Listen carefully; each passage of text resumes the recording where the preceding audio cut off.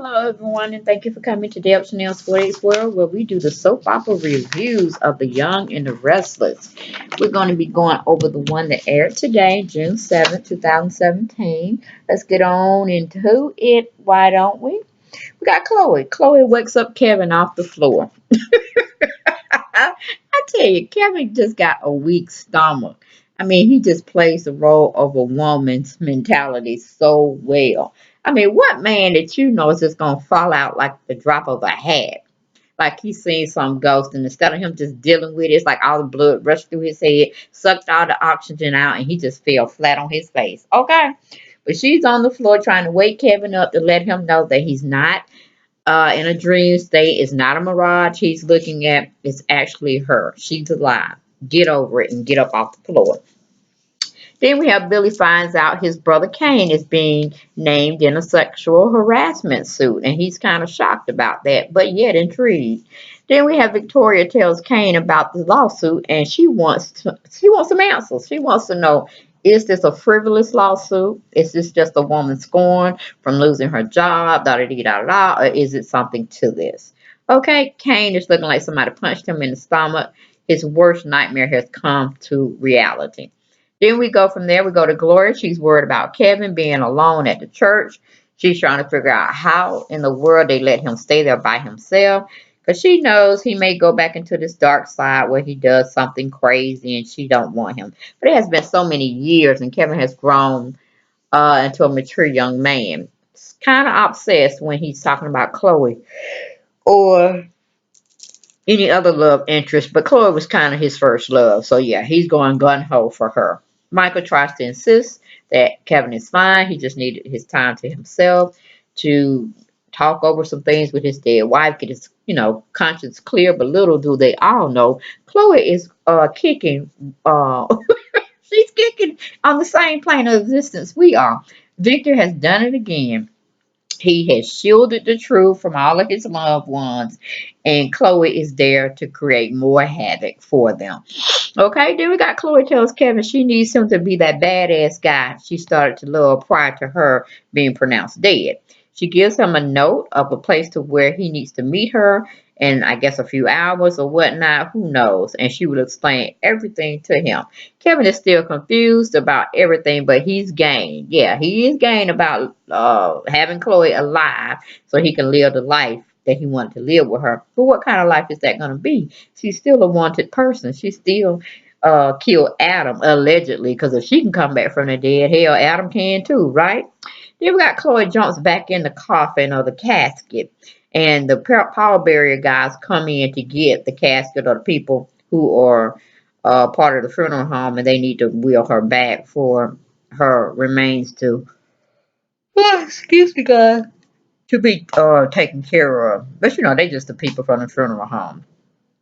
Uh, and then Kevin just sticks around to see what's what. And to look at the men trying to take her away, and he's totally confused. I'm like, this is some real 007 stuff going on, y'all.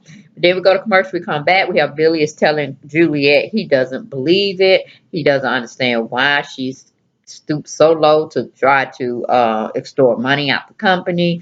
He wants to know the real dealio. So then we go to Victoria. Victoria wants a total accountance of his trip, meaning she's still talking with Kane and she wants answers. She wants to know pretty much everything, even the unsaid, unspoken. That whole theory, what's done in Vegas stays in Vegas. Well, what's done in Tokyo ain't staying in Tokyo because it's affecting her company, and she ain't finna be dragged through the mud with no sexual harassment lawsuit. So she's asking Kane for all of the tea. Then we go to Gloria. Gloria blows up again about Kevin. They still try to tell her to simmer down now. Then Mariah shows up about being late because Kevin, he does come in shortly before Mariah gets there, and everything is pretty much on an even, balanced keel. She explains to Kevin why she didn't make the funeral and this, that, and the third. He understands. Whew, excuse me. He glad she is there now to surround herself with love for him. Then we got Lauren wants to ask Scotty about him and Sharon, but Scotty ain't trying to hear nothing his mama talking about. Okay. Then Sharon tells Paul she heard from Dylan. Paul is taken back. Like, why is he risking his life to contact you of all people? Then she said, no, I actually got my divorce papers from his attorney. So technically, you don't have to worry about me anymore. I'm not your daughter-in-law. I was like, you ain't no young chick on the block either. You ain't no young woman. You an old school woman, honey. What are you talking about? So Paul looking at her like, okay, okay, whatever. Then Kevin walks in the house back at home with all the family. He looks pale and scared and don't know what he should tell everyone or if he should tell anyone anything. He looks worse than what he looked when he found out Chloe was dead. Okay. And everybody looking at him like, are you okay? Are you okay? He acting like he in a little daze or something, having an out of body experience. Then we have Hillary knows she is a Hillary knows she a bad person. She a bad person. She don't convince Juliet that she wasn't done right. She throwing the sexual harassment lawsuit all frivolously, tearing up families and this, that, and the third. And I'm like, go back to Tokyo, honey. That's why you didn't get no job in Tokyo trying to be no executive. Because look how you doing your business over here in the States. That's a hot mess, Juliet, and you letting the wrong person blow smoke up your behind. Okay, you're gonna be worse off than what you were. Meaning you might have to stop this lawsuit before it gets, to the courthouse. Okay? Because you messing with the wrong set of folks. You don't know. Power players are at play, and you ain't one of them. They playing chess and other mind games, and you still stuck on checkers and Uno. Okay, I can't take it. Anyway, moving on from that pathetic situation. But Hillary finds out that Juliet is moving from the athletic club to something a little low key, keeping her out of the reach of anybody else trying to talk with her prior to the lawsuit taking place in court. And she tells Hillary that their lawyer, that she referred to her, that's taking her case, has basically advised her to move out. And kind of like go underground for now. So, ooh, excuse me, guys. Oh, the wow, so sleepy. I took a nap and it's just 10:54, but okay, I'm just catching up. All right. But then we go to Kane. Kane is giving his account to Victoria about what happened. He's trying to leave out some touchy things because he was just drunk as hell, like taking Suki shot after Suki shot and this, that, and the third. And he really wasn't acting himself. Anyway, Reed comes in to ask his Bob something. And Kay runs out because that's his chance to get from under Victoria's thumb in her questioning. And Kane trips over Reed's expensive guitar that his mom bought him for his birthday. And Reed is feeling some kind of way, so he's kind of verbal about it. And then Kane was like, like he's fussing at Reed like Reed is one of his children. Reed got him straight like, honey, you better get it together. You better get it together. And of course, Kane rushes on out. From wherever Victoria is at because he don't want to get into any of her questioning anymore. Okay, then we go to Kevin. Kevin thanks everyone for coming. He looks to be in a daze of sorts, but then he asks Paul for some time off. He really needs it because he wants to pretty much run away with Chloe, and he still can't believe it either. But he wants to be with her, and I'm sure he's going to take Bella. But to my surprise, towards the end of the episode, he's not taking Bella, so he needs to have this one time with Chloe to ascertain what in the hell is going on and why is she isn't dead and how did she come back from the dead and all these questions he just got running through his head. Then everyone wants to know where he's going to unwind, and he really doesn't say too much. We go to commercial, we come back, we have the doctor that was treating Chloe finally comes to get her and her casket from the pallbearers guys, so I guess he can help her escape out the country again. Of course, we go to commercial, we come back, we have Kevin tells everyone he's going to Tahiti. Mariah asks about the service. He tells her about the fight with Nick and Chelsea, that he went a little overboard, but he was just stressed out about everything. But I'm like, now, there ain't no sense in you being stressed out about anything because the woman is alive. So that was just a fictitious thing that you did by letting everyone know that Chloe is not I mean, that she is dead when you know for sure that she's not. She's living and breathing just like the rest of us.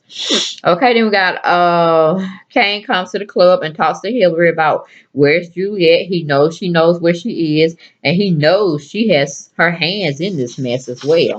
And he is so dutifully right about that. Then we have Kevin that's talking to Paul, then talks to Scotty, and then Kevin can't still wrap his head that Chloe is alive. Scotty tells Kevin the trip would be good for him, time for him to unwind, and him and Bella should enjoy it. Kevin says, I'm not taking Bella with me. It would just be too risky. And Scotty looking at him like, what's risky about going to a tourist resort type of place to unwind? Kevin is kind of caught off guard by Scotty's response. Poor Kevin, he's giving himself away before he can even get out the country. Okay, we go to commercial. We come back. We have Hillary tries to deflect from Kane's questioning. Kane is getting into her behind about Juliet and the lawsuit. He knows she got something to do with it. Hillary calls Mariah to tell her to meet her at the club ASAP. They finna uncover a story, and she needs her to be the main person on it. We have Gloria comes over to talk to Kevin about him being such a good man and him taking care of Bella, and she's gonna be there for him. And trying to explain to him that he's a good man. She don't know where he learned that from because she wasn't a good mother. Just that and the third. They make up about past experiences, and then Michael comes over to talk to Kevin, and she kind of like let the men talk to each other because they're brothers, and then they call themselves going out to the park to have a longer discussion about life, I guess. Then we go to small talk being had with the doctor and Chloe about Victor being right about faking her death so people can stop looking for her. That will be the only way, and she ain't second guessing it right now. She thinks it's a good idea, but you can't run for so long unless Chloe's gonna definitely change her facial appearance. That would be a good idea for Victor to do for her if he's gonna keep up this charade. Then we go on to Kane. Kane comes home to talk to Lily about Juliet, and Lily is trying to talk to him about Maddie going out. Lily looks worried about what Kane is not saying to her that he needs to express. We go to commercial, we come back. We have Victoria and Billy going over what actually happened between Kane and Juliet. They're trying to find some rhyme or reason towards this lawsuit being presented at her company. Reed is spraying some Dare cologne on himself in hopes that he will probably see Maddie. And I'm like, man, how much cologne you were putting on you? I don't know what you were finna do, but that's just a little bit too much. So you might be overpowering her. Moving on from there, we have Kane is trying to talk to Lily about the lawsuit, the sexual harassment suit. Lily's trying to say, is there any validity to it? Kane is looking stupid. We got Lauren is sizing up Sharon about her son and Scotty and her dating. She don't too much like it, but she knows she can't control it.